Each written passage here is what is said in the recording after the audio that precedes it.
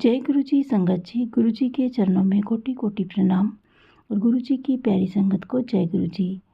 जय गुरु जी। शुक्राना गुरु जी। ओम नमः शिवाय। शिव जी सदा सहाय। ओम नमः शिवाय। गुरु जी सदा सहाय।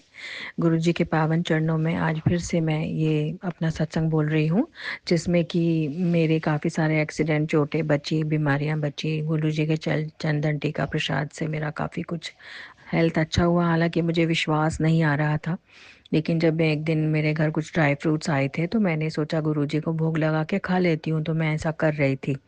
लेकिन मैंने तभी एक सत्संग में सुना कि मतलब गुरुजी को कैसे एकदम इंस्टेंट हर चीज़ पता लग जाती है ना। मैं कई बार बहुत हैरान हो जाती हूँ कि गुरुजी ने कहा कि गुरु अनु ड्राई फ्रूट्स नहीं भोग लगाते, गुरु अनु फूल चढ़ाते हैं। तब से मैंने अपनी गलती सुधारी, सॉरी गुरुजी। मैंने उसके बाद फूल चढ़ाए तो मुझे अच्छा लगा।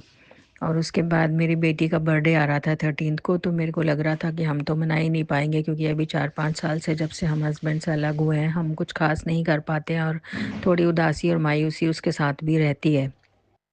तो अब की बार उसका बर्थडे इतनी अच्छी तरह मना, वो अपने फ्रेंड्स के साथ भी गई, घर केक भी काटा। घर में हमारे कुछ रिलेटिव्स जो जिन्हें मैं नहीं पसंद करती वो आए, बर्थडे मनाया और बहुत अच्छे से केक काटा। फिर उसने स्कूल आपके फ्रेंड्स के साथ अपने रेस्टोरेंट में भी गई, और फिर बचा हुआ केक लेके स्कूल गई। मतलब 5 दिन तक उसका बर्थडे मनता रहा। तो वो इतनी खुश थी। उसको जो ड्रेस वगैरह चाहिए थी वो भी हम दिला पाए, मैं दिला पाई। तो मुझे मतलब अच्छा लगा कि हाँ, अब की बार मैंने प्रॉपर तरह से जैसे पहले किया करती थी, क्योंकि मैं हर चीज़ पुरानी याद करती थी कि पहले तो ऐसे करती थी और अब ऐसे नहीं कर सकती हूँ। पर पता नहीं गुरुजी ने कैसा चमत्कार किया और ये सब होता चला गया। और उन दिनों मैं भी बहुत खुश थी, और वो वरना हमारे में खुशी आती ही नहीं थी। और तीसरा जो मेरा सत्संग ये है कि मेरी 3-4 दिन पहले मेरे को हस्बैंड का फ़ोन आया था बच्चों के पास। तो बता रहे थे कि उनकी तबीयत अब बेटर है, क्योंकि मैं बहुत ज़्यादा चिंतित थी कि तबीयत उनकी ख़राब हो गई है पिछले 1-1.5 महीने से। मतलब मेरा ऐसा निकला है कि एक तो सत्संग इतने भयानक आ रहे थे, एक्सीडेंट, चोट, घर में आग लगना, तो मैं उन सब से कैसे बचती रही है मैंने पहले शेयर किया है। और किचन में आग लगने वाला सत्संग भी आ रहा था। तो मैंने फिर से देखा, मतलब मेरे जो पाइप लगा के गया था सिलेंडर वाला, सॉरी पाइप नहीं लगा के गया था, सिलेंडर लगा के गया था, तो उसमें अभी भी लीकेज थी। मैंने उसको फिर से फ़ोन किया तो उसने कहा कि मैं बदल दूंगा, पर 1-2 दिन लग गए उसे आने में। मैंने बहुत उसे फॉलो अप किया, तब जाके वो आया। तब तक हम लोग सेफ रहे और वो सिलेंडर का पाइप लगा कर गया। और तब से अब सिलेंडर में कोई लीकेज नहीं है, और अब मेरे पास वो मैसेज भी नहीं आ रहे हैं कि किचन में कुछ हादसा होने वाला है। तो फाइनली ये मतलब जो भी चीज़ गुरुजी कहते हैं ना कि वो 1-1.5 महीने बाद मुझे समझ में आती है, ये मैंने देखा है। और अभी वो तबीयत में कह रहे थे कि तुझे नीम के पत्ते सुबह चबाने हैं, और ये तो मुझे थोड़ा सा प्रेशर अपने सिर में फ़ील हो रहा था। हालांकि मैं गुरुजी का जल, चंदन टीका, घी प्रसाद लगा रही थी, ले रही थी। लेकिन मैं थोड़ा जैसे अर्जुन की छाल का पाउडर और ये मंगाने, फिर ऑनलाइन मुझे अर्जुन की छाल का पाउडर एक जगह मिल गया टाटा वन एमजी पे, तो मैंने तुरंत ऑर्डर किया और मुझे लगा कि नहीं, मुझे लेना चाहिए। गुरुजी की बातें बिल्कुल सही होती हैं।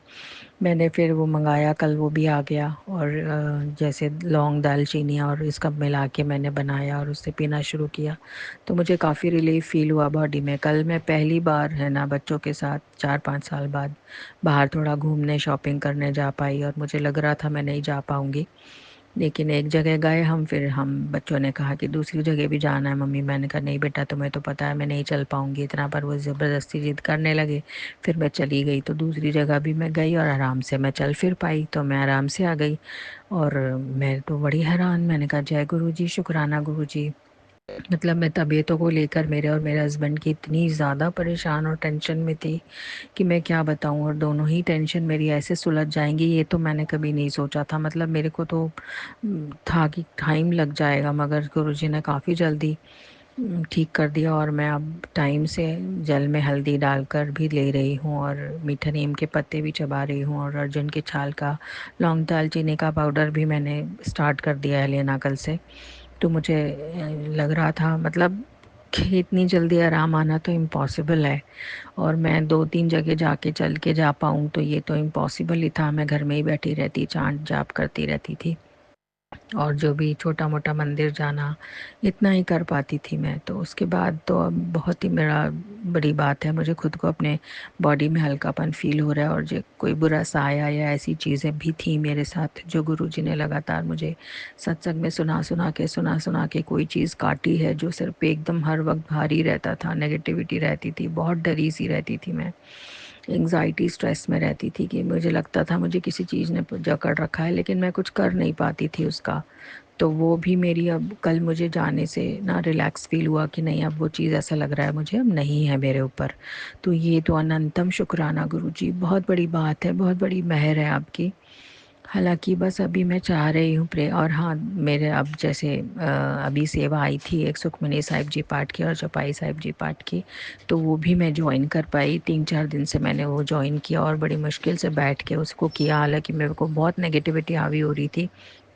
मैंने ज़बरदस्ती जैसे समझ लीजिए बिना मन से किया, और अभी 2-3 दिन से करने के बाद मुझे ये सब बड़े अच्छे रिज़ल्ट फ़ील हुए, 3-4 दिन में ही मतलब। तो हालाँकि मैंने सच बोलूँगी, मैंने इतनी ऑनेस्टली किया भी नहीं, और अमृत वेला तो नहीं कर कर पाती हूँ, संध्या वेले वाले ग्रुप में जॉइन किया मैंने।